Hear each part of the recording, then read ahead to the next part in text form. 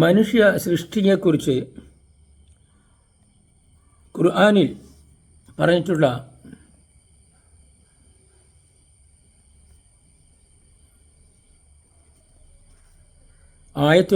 ആയത്തുകൾ ഞാനിവിടെ നിങ്ങൾക്ക് പരിചയപ്പെടുത്തരാം. മനുഷ്യൻ്റെ സൃഷ്ടി, അതാണ് നമ്മുടെ ഇന്നത്തെ വിഷയം. അത് ഖുർആൻ എങ്ങനെയാണ് നമുക്ക് വെളിപ്പെടുത്തി തരുന്നതെന്ന് നമുക്ക് നോക്കാം.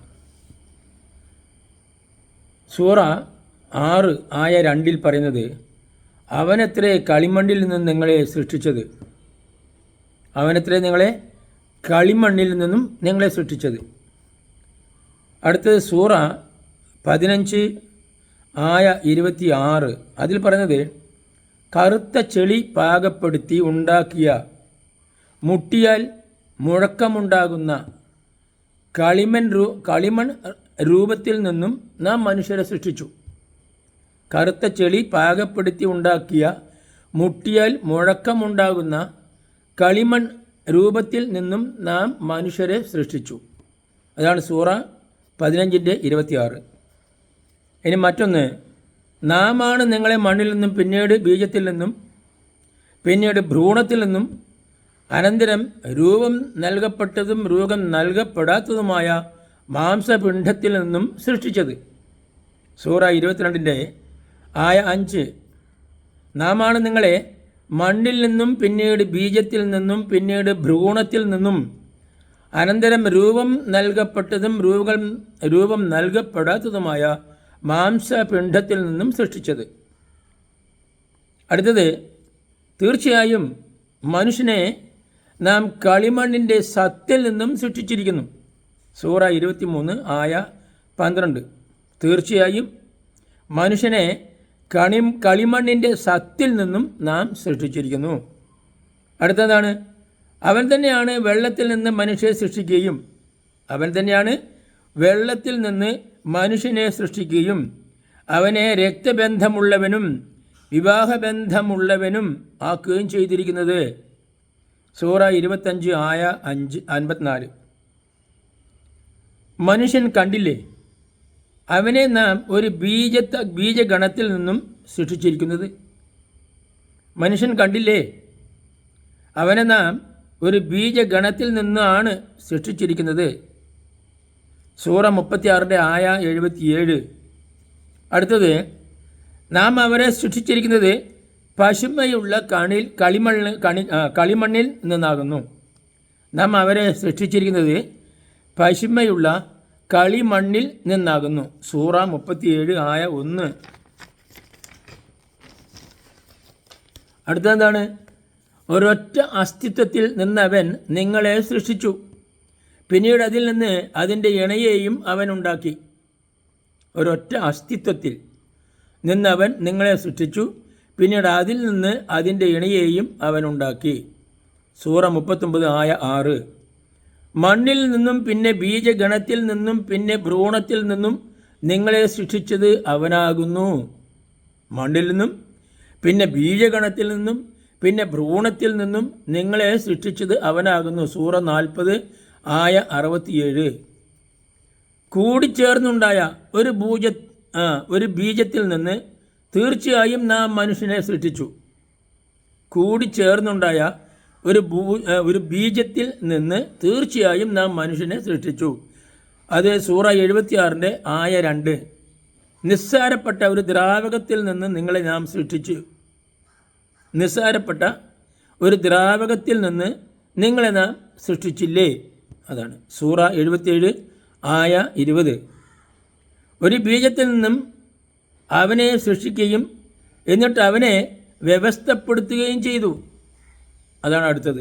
ഒരു ബീജത്തിൽ നിന്ന് അവനെ സൃഷ്ടിക്കുകയും എന്നിട്ട് അവനെ വ്യവസ്ഥപ്പെടുത്തുകയും ചെയ്തു. സൂറ 80 ആയ 19. തെറിച്ചു വീഴുന്ന ഒരു ദ്രാവകത്തിൽ നിന്നത്രേ അവൻ സൃഷ്ടിക്കപ്പെട്ടിരിക്കുന്നത്. തെറിച്ചു വീഴുന്ന ഒരു ദ്രാവകത്തിൽ നിന്നത്രേ അവൻ സൃഷ്ടിക്കപ്പെട്ടിരിക്കുന്നത്. സൂറ 86 ആയ 6. മുതുകല്ലിനും നെഞ്ചെല്ലുകൾക്കും ഇടയിൽ നിന്ന് അത് പുറത്തു വരുന്നു. ഈ തെറിച്ചു വീഴുന്ന ഒരു ദ്രാവകം അത് പുറത്തു വരുന്നത് എവിടെ നിന്നാണ്? മുതുകല്ലിനും നെഞ്ചെല്ലുകൾക്കും ഇടയിൽ നിന്ന് അത് പുറത്തു വരുന്നു. മനുഷ്യനെ അവൻ ഭ്രൂണത്തിൽ നിന്ന് സൃഷ്ടിച്ചിരിക്കുന്നു. അപ്പോൾ ആയ 86 സൂറ 86 ആയ 6, സൂറ 86 ആയ 7 മനുഷ്യനെ അവൻ ഭ്രൂണത്തിൽ നിന്ന് സൃഷ്ടിച്ചിരിക്കുന്നു. സൂറ 96 ആയ 2 മനുഷ്യനെ അവൻ ഭ്രൂണത്തിൽ നിന്ന് സൃഷ്ടിച്ചിരിക്കുന്നു. സൂറ 96 ആയ 2. അടുത്തെന്താണ്? മനുഷ്യരെ നിങ്ങളെ ഒരേ ആത്മാവിൽ നിന്ന് സൃഷ്ടിക്കുകയും അതിൽ നിന്ന് തന്നെ അതിൻ്റെ ഇണയെയും സൃഷ്ടിക്കുകയും അവർ ഇരുവരിൽ നിന്നുമായി ധാരാളം മനുഷ്യരെയും സ്ത്രീകളെയും വ്യാപിപ്പിക്കുകയും ചെയ്തവനായ നിങ്ങളുടെ രക്ഷിതാവാണ് അല്ലാഹു.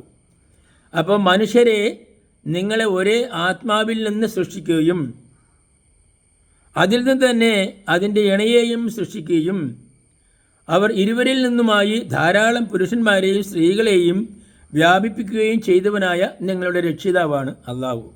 സൂറ 4 ആയ 1 മനുഷ്യനെ അവനൊരു ബീജഗണത്തിൽ നിന്ന് സൃഷ്ടിച്ചു. സൂറ 16 ആയ 4 വെള്ളത്തിൽ നിന്ന് നാം എല്ലാ ജീവവസ്തുക്കളെയും ഉണ്ടാക്കുകയും ചെയ്തു. അത് സൂറ 21 ആയ 30 നാമാണ് നിങ്ങളെ സൃഷ്ടിച്ചിരിക്കുന്നത്.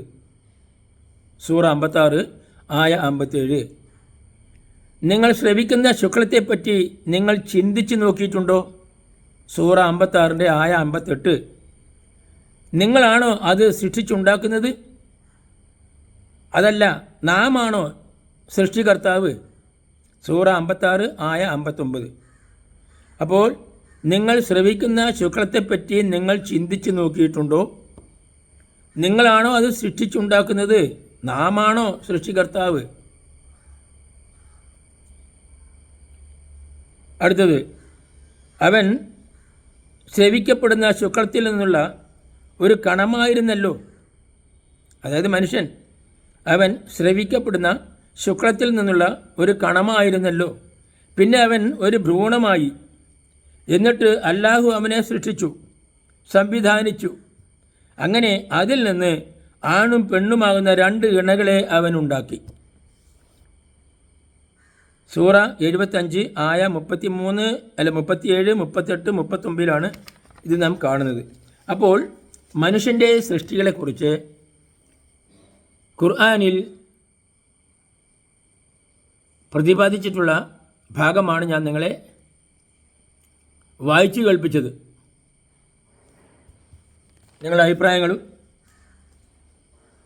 നിങ്ങളെ വിമർശനങ്ങളൊക്കെ തന്നെ ക്ഷണിച്ചുകൊണ്ട് ഞാൻ നിർത്തുന്നു. നമസ്കാരം.